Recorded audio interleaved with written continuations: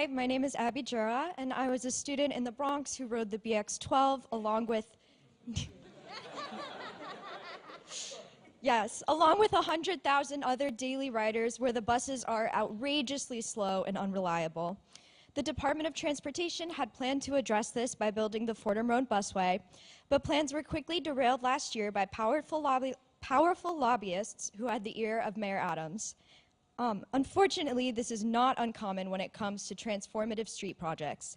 As mayor, how would you prioritize the needs of bus riders to have faster commutes and better access to our city in the face of so-called community interests that have large pocketbooks and outside influences? Well, let me start out by saying this mayoral administration has basically been a roving crime scene. It's been pay to play all the way. No, we got to put it out there, right? Let's start talking real, because we're not going to get our agenda done if we maintain the status quo. So we have to start electing people who have impeccable records and integrity. And I'm telling you right now, when I'm mayor, zero tolerance for this kind of behavior. New DOT, new ethics reform, ending pay to play, and then we're going to do the people's business. See, I'm not going to go into a community and tell them what to think and do. I'm going to go into a community like I did when I was borough president and say we got to build affordable housing, and I'm going to build consensus. I've done that for 8 years as borough president and 8 years as controller.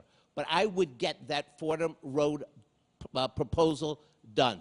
We would go to Brooklyn and do the same thing. Think about how outrageous this is. One person at City Hall gets a call from a donor, and it's done. It's done. And that's not right. And we all will commit, I believe, to a mayoral administration that's transparent, that's open. I got a track record here of standing up for projects like this. And actually, while I was pleased to work with Jim Walden on the battle for Long Island College Hospital, we were on the opposite sides of the Prospect Park West bike lane, where powerful interests were trying to get rid of it. And we stood up to win it nonetheless and build community support. And I've done that when City Bike came to my neighborhood. I've done that on congestion pricing on a series of projects long before they were popular or cool.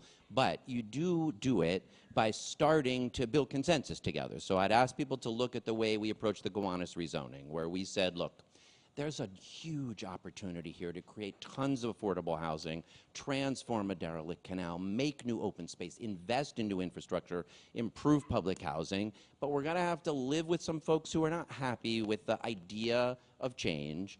But if we could help people see themselves in growth and in the future, there's a lot better chance we could get them on board. Well, if the Botanical Garden calls me to cancel the busway, I'm not going to be picking up that phone call. And I think the term community interest has lost almost all of its meaning, right? It is often used as a shield to prevent any kind of change, oftentimes by the most powerful within whatever community we are speaking of. And I think many of us will tell you that we will be fighting for these things. And we are in many ways echoing the words of mayoral candidates in years prior. I believe that one thing that sets me apart in this is a significant part of my entire campaign is built around the promise of a transformed bus network. It is built around the promise of a world-class city having world-class transit. And so I know that in winning this race and becoming the next mayor of New York City, it is also a win for a vision for what buses can and should be across the city. And that is not only a mandate to deliver that, but a responsibility to deliver it. So I've showed up to class at Fordham drenched and out of breath, because I either got off on the D on the concourse or on Jerome Avenue off the 4, saw the traffic from the BX12, and decided just to run to class instead of waiting. So I've lived this experience, and I think that's important, because when it comes time to make the decision on whether we will hold our ground and we will stand up for bus riders, I'm not relying on somebody else to tell me or what I've seen somewhere else. I'm relying on what I've lived.